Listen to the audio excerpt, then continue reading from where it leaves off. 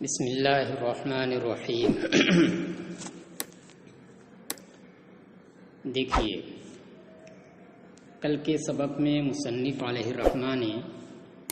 یہ بات فرمائی تھی کہ کتابیں تصنیف کرنا، نظیروں کے اوپر قیاس کرنا، یہ بہت ہی دل گردے کا کام ہے، علماء ماہرین و کاملین کا کام ہے کہ جنہیں ماخذ کے اوپر بھرپور واقفیت ہو، مستحکم اور مضبوط ان کا تعلق اس سے ہو۔ اب آگے یہ کہنا چاہتے ہیں کہ چونکہ میں نے جب بدایت المبتدی لکھی تھی تو اس کے مقدمے ہی کے اندر یہ وعدہ کر لیا تھا کہ انشاءاللہ یہ بہت ہی چونکہ مجمل کتاب ہے، بہت ہی مختصر ہے، اس لیے اگر اللہ کی توفیق رہی تو میں اس کی ایک اچھی شرح کروں گا، جس کا نام بھی میں پہلے ہی تجویز کر دیتا ہوں کہ اس کا نام کفایت المنتہی ہوگا۔ یہ چونکہ میں نے اپنے اوپر وعدہ کر لیا تھا، اور چونکہ ہر وعدہ ایسا نہیں ہوتا ہے کہ جس کا پورا کرنا واجب ہی ہو، وہی وعدہ پورا کرنا واجب ہوتا ہے کہ جس کے پورا کرنے کی صلاحیت ہو، اور چونکہ جس چیز کا میں نے وعدہ کیا اس کو پورا کرنے کی میرے اندر صلاحیت نہیں ہے کہ یہ کام علماء ماہرین کا ہے، یہ بات مصنف علیہ الرحمہ بطور تواضع و انکساری کرتے ہیں، جیسا کہ عام مصنفین کی عادت ہوتی ہے، نیک لوگوں کی، کہ ان کے اندر صلاحیت ہوتی ہے، اس کے باوجود وہ اپنی صلاحیت کا ڈھڈورا نہیں پیٹتے، بلکہ بطور تواضع و انکساری اپنے آپ کو اس سے کم ہی گردانتے ہیں۔ تو اسی طرح بطور تواضع و انکساری آپ یہ کہنا چاہتے ہیں کہ جس کام کے کرنے کا میں نے بدایت المبتدی کے شروع میں وعدہ کیا تھا، اس کام کے اندر میرے اندر صلاحیت نہیں ہے، اس لیے اگرچہ میں نے یہ وعدہ کر لیا تھا مگر تو میرے اندر وہ صلاحیت نہیں، تو اس وعدہ کو پورا کرنا یہ میرے اوپر واجب نہیں ہے، لیکن اس کے باوجود میں نے یہ کام شروع کر دیا ہے، یعنی اس کی شرح لکھنا میں نے شروع کر دیا ہے، تاکہ میرا شمار ان لوگوں میں سے نہ ہو جن کے بارے میں یہ کہا گیا کہ اذا وعد اخلف، کہ یہ تو جب وعدہ کرتا ہے تو اس کی خلاف ورزی کرتا ہے۔ اس بات سے بچنے کے لیے اگرچہ میرے اندر صلاحیت نہیں ہے، پھر بھی میں نے اپنے اس کیے ہوئے وعدے کو پورا کرنا چاہا اور اس کام کو شروع کر دیا۔ تو اسی کو فرماتے ہیں وَقَدْ جَرَى عَلَيَّ الْمَوْعِدُ فِي مَبْدَأِ بِدَایَةِ الْمُبْتَدِی أَنْ أَشْرَحَهَا بِتَوْفِیقِ اللَّهِ تَعَالَى شَرْحًا أَرْسُمُهُ بِکِفَایَةِ الْمُنْتَہِی۔ اور بدایت المبتدی کے شروع میں اس کے مقدمے میں میرے اوپر یہ وعدہ جاری ہو چکا ہے، وارد ہو چکا ہے کہ میں اللہ کی توفیق سے اس کی ایسی شرح کروں گا جس کو میں کفایت المنتہی کے نام سے موسوم کروں گا۔ رسم یرسم کے معنی ہوتا ہے نشان زد کر دینا، تو کوئی چیز ہو اس کو جب ایک نام سے موسوم کر دیا جائے تو وہ نام اس کے لیے ایک نشان بن جاتا ہے جس سے اسے پہچانا جاتا ہے۔ تو اس لیے معنی ہوگا ارسمہ کا کہ جس کو میں کفایت المنتہی کے نام سے موسوم کروں۔ تو میں نے اس کام کو شروع کر دیا۔ والوعد یصوغ بعد المساغ، جبکہ وعدہ کچھ جائز قرار دیتا ہے، کچھ گنجائش پیدا کرتا ہے،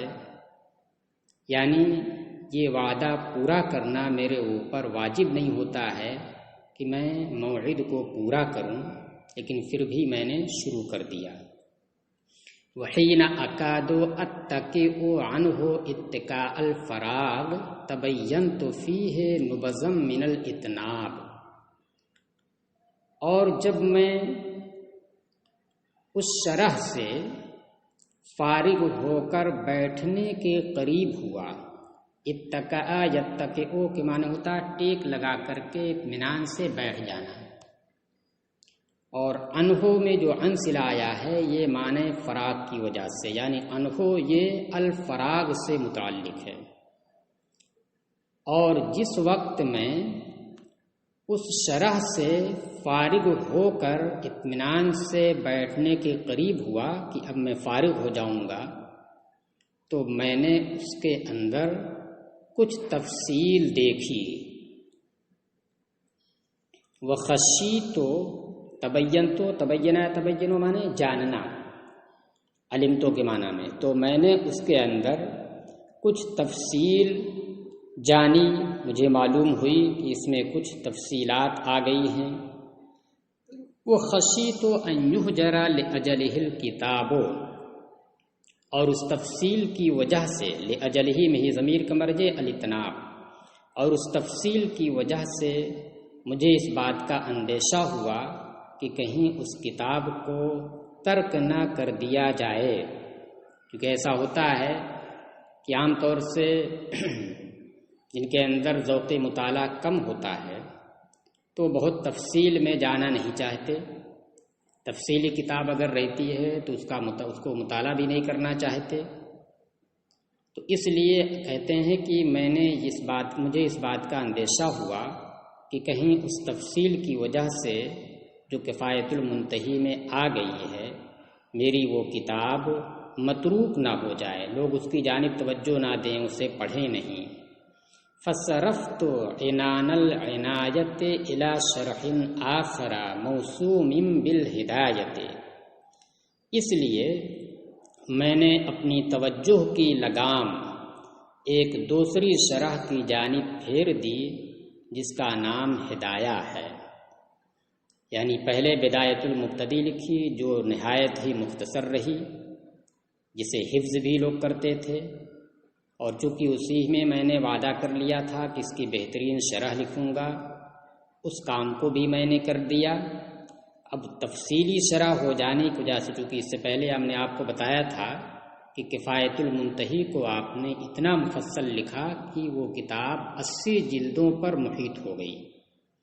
اب تفصیل ہونے کی وجہ سے یہ ہوا کہ کہیں لوگ اس کی جانب توجہ نہ دیں، اسے پڑھیں نہیں، تو اس لیے میں نے اپنی توجہ کی لگام ایک دوسری شرح کی جانب پھیر دی جس کا نام ہدایہ ہے۔ عنان کے معنی لگام، جو چوپائے کو لگائی جاتی ہے، اس کی اضافت عنایہ کی جانب کی۔ عنایہ یہ کوئی چوپایا نہیں ہے، لیکن یہاں پر عنایہ اور توجہ کو چوپائے سے تشبیہ دی گئی، جس کی وجہ سے عنان کی اضافت اس کی جانب کر دی گئی۔ اب تشبیہ دینے کے لیے کوئی وجہ شبہ چاہیے، تو یہاں پر وجہ شبہ یہ ہے کہ جس طریقے سے چوپایا وہ ہوتا ہے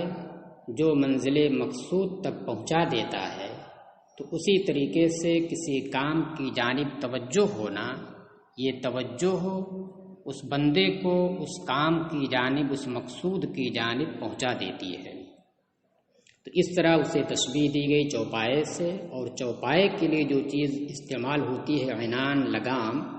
اس کا استعمال عنایہ کے ساتھ کر دیا۔ اجمعوا فیہ بتوفیق اللہ تعالی بین عیون الروایت و متون الدرایت تارکا للزوائد فی کل باب معرضا عن ھذا النوع من الاسحاب۔ اب دیکھیے، اب اس شرح کے اندر یعنی ہدایہ کے اندر کیا یہ کریں گے، کیا لکھیں گے، کیا چیزیں اس میں بیان کریں گے، اس کو یہ مستقبل کے صیغے سے بیان کر رہے ہیں کہ ہم اس کے اندر یہ چیزیں بیان کریں گے۔ اس سے یہ سمجھ میں آتا ہے کہ یہ مقدمے میں کہہ رہے ہیں کہ ہم اس کتاب کے اندر ایسا کریں گے۔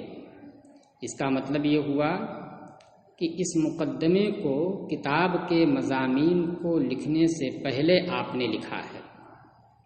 اور مصنفین کے مقدمہ لکھنے کے تعلق سے دو طریقے ہوتے ہیں۔ بعض مصنفین یہ طریقہ اپناتے ہیں کہ کتاب کے مضامین پہلے لکھ لیتے ہیں، اس کے بعد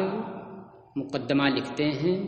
اور اس مقدمے کے اندر کتاب کے مضامین کے تعلق سے کچھ ذکر کرتے ہیں۔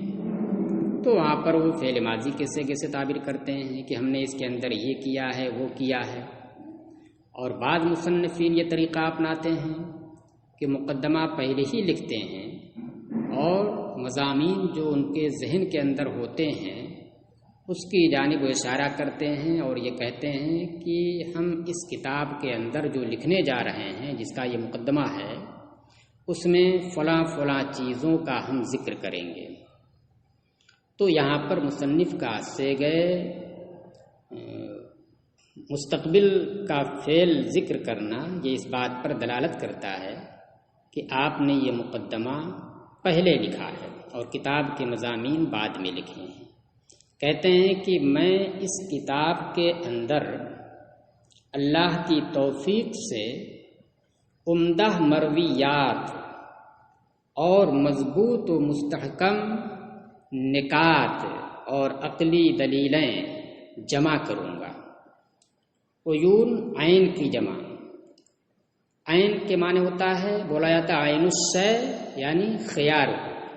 عمدہ چیز۔ تو عین کی جمع عیون، اس کا معنی ہوا المختار۔ تو اس اعتبار سے جب عیون یہ المختارتو کے معنی میں ہو گیا تو یہ اضافت الصفت الی الموصوف ہوئی، یعنی روایت بمعنی مرویات ہیں، اور عیون یہ المختارہ کے معنی میں ہے، اس کی اضافت ہوئی ہے روایہ کی جانب، اضافت الصفت الی الموصوف ہے تو معنی ہوگا المرویات المختارہ، یعنی ایسی روایات جن روایات کو علماء نے اختیار کیا ہے، جو قابل اعتناء ہیں، ان روایات کو، ان نقلی دلیلوں کو، مسائل کو اس کے اندر جمع کروں گا۔ وہ متون الدرایا، درایا ہمانے سمجھ، اور متون متن کی جمع، متن کے معنی ہوتا ہے مضبوط۔ پیٹھ کو بھی متن اسی لیے کہتے ہیں کیونکہ پیٹھ یہ جسم کا مضبوط حصہ ہوا کرتا ہے، تو اس لیے متن کی جمع متون ہے، اس کا معنی ہوگا قوی، مضبوط۔ تو یہ بھی اضافت الصفت الی الموصوف کی قبیل سے ہو گیا، معنی ہوگا الدرایت القویت، یعنی ایسے نکات، ایسے عقلی دلیلیں جو مضبوط اور مستحکم ہوں گی انہیں، اور ایسی روایات و مرویات جنہیں علماء نے پسند کیا ہے انہیں جمع کروں گا۔ یعنی دونوں باتیں ہوں گی، مرویات بھی ہوں گی یعنی منقولات بھی ہوں گے، اور معقولات بھی اس کے اندر ہوں گے۔ اس کے اندر میں اللہ تعالیٰ کی توفیق سے عمدہ مرویات اور مضبوط عقلی دلائل جمع کروں گا، ہر باب میں زوائد کو ترک کرتے ہوئے، یعنی نہ تو مرویات کے باب میں زوائد کا ذکر کروں گا جن کی کوئی حاجت نہ ہو، اور نہ عقلیات کے باب میں زوائد کو ذکر کروں گا، انہیں ترک کر دوں گا۔ جن کی ضرورت ہوگی انہی کو ذکر کروں گا جن کا فائدہ ہوگا۔ معرضاً عن ھذا النوع من الاسحاب، اسحاب کے معنی بسیار گوئی، زیادہ بولنا، اتنا بھی کے معنی میں ہے، اور ھذا النوع اس قسم کی بسیار گوئی سے منہ موڑتے ہوئے، ھذا اس میں اشارہ قریب کے لیے ہے، اس لیے اس سے اشارہ ہوگا اس تفصیل کی جانب جس تفصیل کا ذکر ابھی کفایت المنتہی کے تعلق سے ہو چکا ہے، جو بھی قریب میں ہوا ہے۔ کہنا یہ چاہتے ہیں کہ اس قسم کی بسیار گوئی جو کفایت المنتہی میں واقع ہو چکی ہے اس سے منہ موڑتے ہوئے میں ایسا کروں گا۔ لیکن اب اس کا یہ مطلب نہیں ہے کہ کچھ فوائد ذکر نہ کروں، بلکہ آگے کہہ رہے ہیں مع ما انہ یشتمل علی اصول ینسحب علیہا فصول، ساتھ ہی ساتھ یہ کتاب یا یہ شرح، دیکھیے کہیں پر اسی ہدایہ کے لیے مذکر کی ضمیر لائیں گے اور کہیں پر مؤنث کی ضمیر لائیں گے۔ جب مؤنث کی ضمیر آئے تو سمجھ جائیے کہ اس سے اشارہ لفظ الہدایہ کی جانب ہے جو اس کا نام ہے کتاب کا، اور جہاں مذکر کی ضمیر آئے تو پھر اس سے اشارہ لفظ شرح کی جانب ہوگا، کیونکہ یہ شرح ہے اس کی بدایت المبتدی کی۔ مع ما انہ، ساتھ ہی ساتھ یہ شرح ایسے قواعد پر مشتمل ہوگی، یعنی ہم اس کے اندر کچھ ایسے اصول اور ایسے قواعد بیان کریں گے کہ جن قواعد کے اوپر فصول اور فروع، فصل کی جمع فصول، جدا جدا یعنی فروع مسائل متفرع ہوں گے۔ انسحبا ینسحب، انسحاب کے معنی ہوتا ہے کھینچ جانا، ینسحب علیہا کہ جن اصول و قواعد کے اوپر فروع کھینچ کر کے آ جائیں گے، یعنی اس کے اوپر منطبق ہوں گے، متفرع ہوں گے۔ جیسے مثال کے طور پر مصنف علیہ الرحمٰن نے کتاب البیوع کے اندر ایک ضابطہ اور قاعدہ کلیہ بیان کیا ہے، بیع بالشرط کے تعلق سے، چونکہ حکم یہ ہے کہ اگر بیع کے اندر شرط لگا دی جائے تو وہ بیع فاسد ہو جاتی ہے، تو مطلق ایسا نہیں ہے کہ کسی بھی طرح کی شرط لگا دی جائے تو وہ فاسد ہو جائے، بلکہ اس کی کچھ قیود ہیں۔ تو آپ نے اس تعلق سے ایک قاعدہ کلیہ بیان کر دیا ہے۔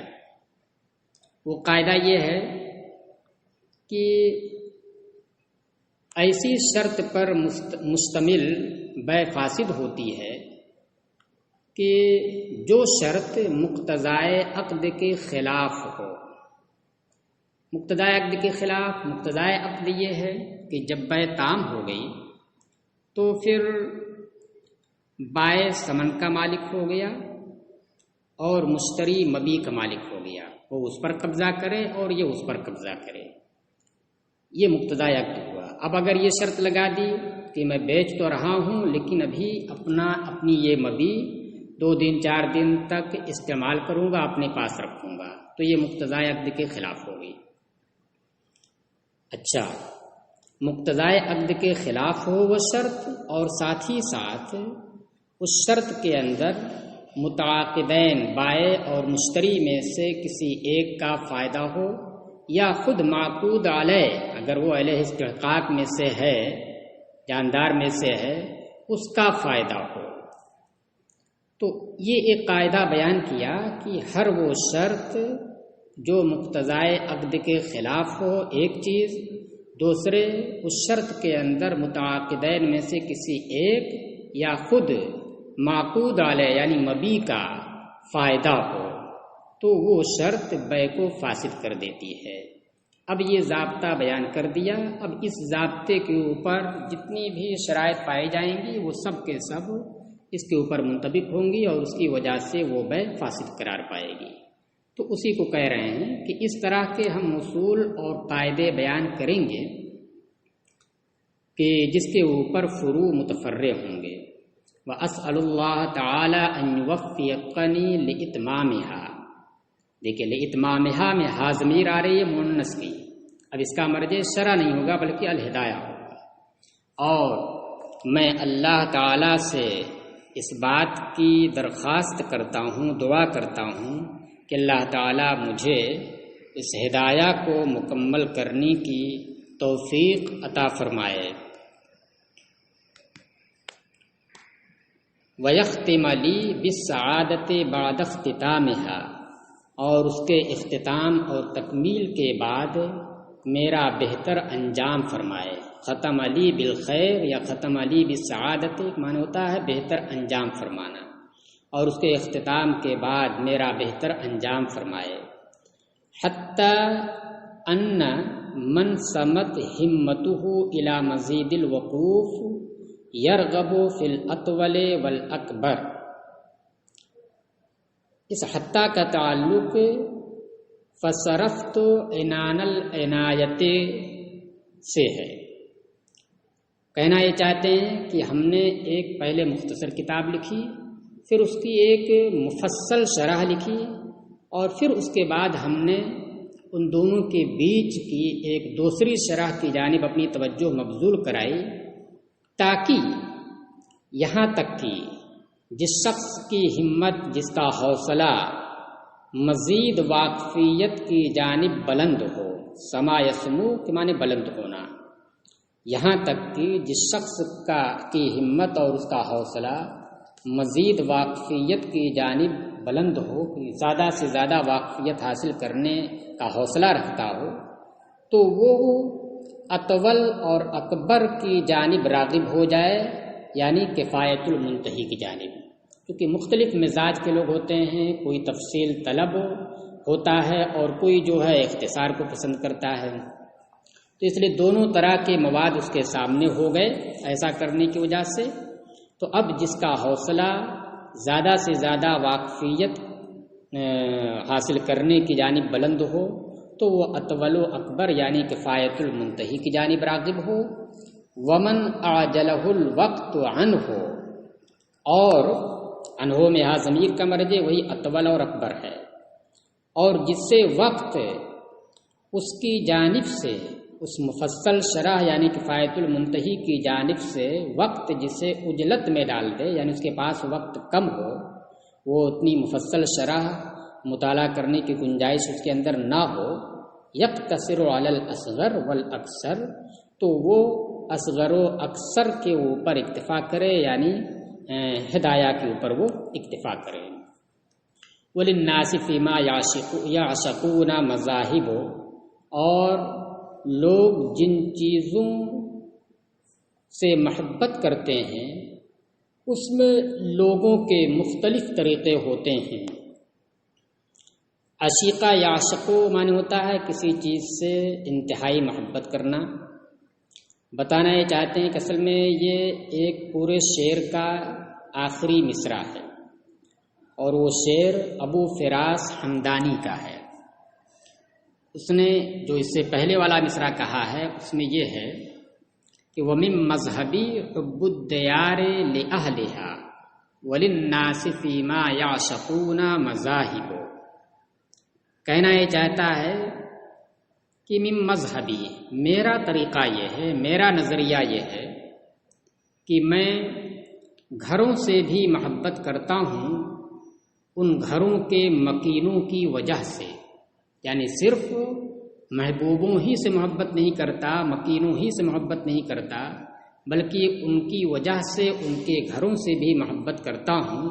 یہ میرا نظریہ ہے۔ رہی بات اور لوگوں کا، تو کوئی ضروری نہیں ہے کہ ہر کوئی ایسا ہی کرتا ہو، تو اسی کو آگے کہہ رہا ہے شاعر۔ اور لوگ جن چیزوں سے غایت درجہ محبت کرتے ہیں ان کے بارے میں لوگوں کے مختلف طریقے ہوتے ہیں، مختلف نظریات ہوتے ہیں۔ کوئی ضروری نہیں ہے کہ جس چیز کو میں پسند کروں اسے دوسرا بھی کوئی پسند کرے، یا جس چیز کو وہ پسند کر رہا اسے میں بھی پسند کروں۔ اس لیے میرا طریقہ یہ ہے کہ میں ان گھروں سے محبت کرتا ہوں، اور دوسرے لوگ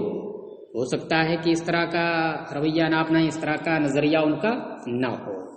تو اس لیے یہاں پر بھی وہی چیز ہے کہ ہو سکتا ہے کہ کچھ لوگ اکثر اور اصغر کو پسند کریں، اور کچھ لوگ جو ہے اطول و اکبر کو پسند کریں۔ یہ تو آپ خود اپنے درجے کے اندر محسوس کر سکتے ہیں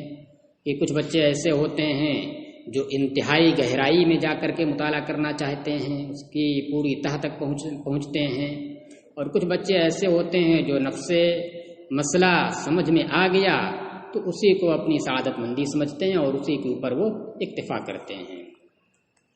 اب آگے کہہ رہے ہیں ثم سألنی بعض اخوانی ان املئ علیہم المجموع الثانی، پھر میرے بعض بھائیوں نے یعنی دینی بھائیوں نے بھائیوں نے مجھ سے یہ درخواست کی کہ میں یہ دوسرا مجموعہ یعنی ہدایہ ان کے اوپر املا کراؤں یعنی بول کر انہیں لکھواؤں۔ اس کا مطلب یہ ہوا کہ ابھی آپ نے یہ ارادہ کیا تھا اور تصنیف کرنا شروع نہیں کیا تھا، اتنے میں بعض ساتھیوں نے بعض احباب نے یہ کہا کہ آپ جو ہے اس کتاب کا املا ہم پر کروا دیجئے اور ہم اسے لکھ لیتے ہیں۔ المجموع الثانی سے مراد ہدایہ ہے۔ فافتتحته مستعینا باللہ تعالی فی تحریر ما اقابلہ، چنانچہ میں نے اس مجموعے کو شروع کر دیا اللہ تعالی سے مدد طلب کرتے ہوئے اس چیز کو تحریر کرنے میں جو میں بول کر لکھواؤں، جو میں کہوں۔ قاولا یقاول مقاولت باب مفاعلت سے ہے، جس کے اندر جانبین سے قول پایا جاتا ہے۔ مطلب یہ کہ میں لکھواؤں گا تو لکھنے والے جو ہوں گے وہ لکھیں گے، تو ایسا بھی آئے گا کہ کبھی وہ کچھ اس پر سوال کریں گے اور پھر میں اس پر غور کر کے اس کی وضاحت کروں گا، اور پھر اس کے بعد وہ خلاصہ اور نچوڑ جو ہوگا وہ تحریر کیا جائے گا۔ یہ نہیں کہ جتنی بھی علم گلم باتیں آ گئیں وہ ساری کی ساری چیزیں اس کے اندر لکھتی جائیں گی۔ فافتتحت، چنانچہ میں نے اسے شروع کر دیا اللہ تعالیٰ سے مدد طلب کرتے ہوئے اس چیز کی تحریر میں، اس کو لکھنے میں جو میں بولوں۔ متضرعا الیہ فی التیسیر لما احاولہ، تضرع یتضرع الیہ کہ معنی ہوتا ہے گڑ گڑانا، گریہ وزاری کرنا، عاجزی پیش کرنا، اللہ کی بارگاہ میں گڑ گڑاتے ہوئے اس چیز کو آسان کرنے کے لیے جس کا میں ارادہ کروں۔ حاولا یحاولو کہ معنی ہوتا ہے ارادہ کرنا، کہ جس چیز کا بھی میں ارادہ کروں اس کو آسان کرنے کے لیے میں اللہ کی بارگاہ میں گڑ گڑاتے ہوئے دعا کر رہا ہوں۔ ایسا کرتے ہوئے میں نے اس کام کو شروع کیا۔ انہ المیسر لکل عسیر، بے شک وہی اللہ ہی ہر مشکل کو آسان فرمانے والا ہے۔ وہو علی ما یشاء قدیر، اور وہی ہر اس چیز پر قادر ہے جسے وہ چاہے۔ وبالاجابۃ جدیر، اور میری دعا کو قبول کرنے کے وہی لائق ہے۔ وحسبنا اللہ ونعم الوکیل، اور ہمیں اللہ ہی کافی ہے اور وہ بہترین کارساز ہے۔